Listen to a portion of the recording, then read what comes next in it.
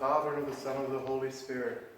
Today brings us to the patronal feast day of our parish here in Brisbane, that of the Annunciation of the Mother of God.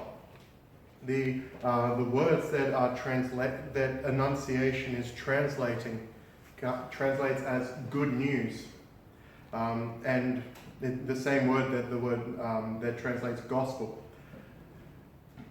And I think we could all use a bit of good news. So this comes at a very opportune time to know that that at one level it doesn't matter what happens here and in all the parts of the earth, the places around us. We know and we are confident that God is 100% in control of it all. When I was considering the Annunciation and considering all that made up this incredible feast day, as you can imagine, it's something that we think about more than a little, with our parish dedicated to it. We look at the age of the Mother of God at the time, a young girl called Mary. We would consider her to be a young girl at the time she was getting ready to be married. So she was probably she was a teenager, probably around 14, 15 or so, when the archangel visited her. And I'm reminded of our parishioners who are that age, of those who have been on teen retreats who are around that age, who are as caring as they are confident and self-possessed and feel ready to take on the world. And it's been a great joy to see that. And I don't think a single one would have been intentionally preparing to bear God. And I don't think Mary was either. One of the things that she says to the archangel is surprise. Is that she is surprised that this has happened. How can this happen? It doesn't make sense. She was preparing not for a life of motherhood after all. She was preparing for a life of dedication to God, a life that we would consider very close to monasticism.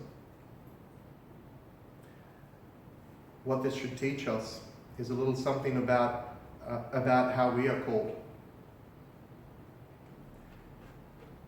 Mary's call happened after she was prepared.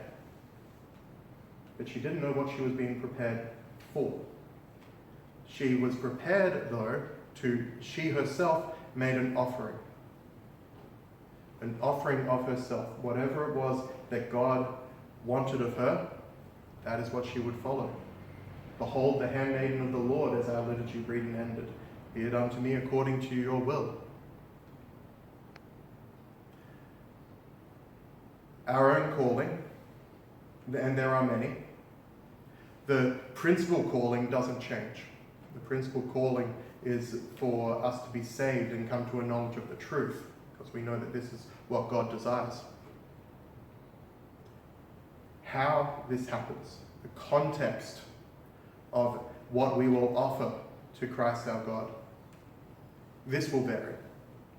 This will vary based on a whole number of reasons. And we won't know what it is that we will be able to offer, we will be best placed to offer, until the time has already come to offer it. And so today's feast in our own life tells us that we are to be prepared for whatever the call is, to offer ourselves, to give of ourselves. Holiness doesn't come just by chance. It doesn't come just like a faucet a tap that we can turn on. It will happen because we prepared without even knowing what we were preparing for. And this is something that we are all able to do to this day. And for that lesson, for that example, we can thank We can thank a teenager from 2,000 years ago who shows us the way.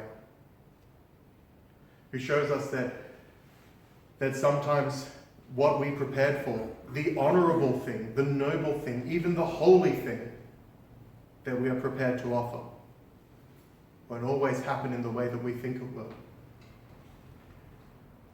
But if we seek and if we strive to follow the will of God, striving to do his will in all things, we can be completely sure, we can be resting, knowing that we will be ready for whatever it is that he calls on us to do, for whatever it is that we are able to do for the children of God that we see all around us. Amen.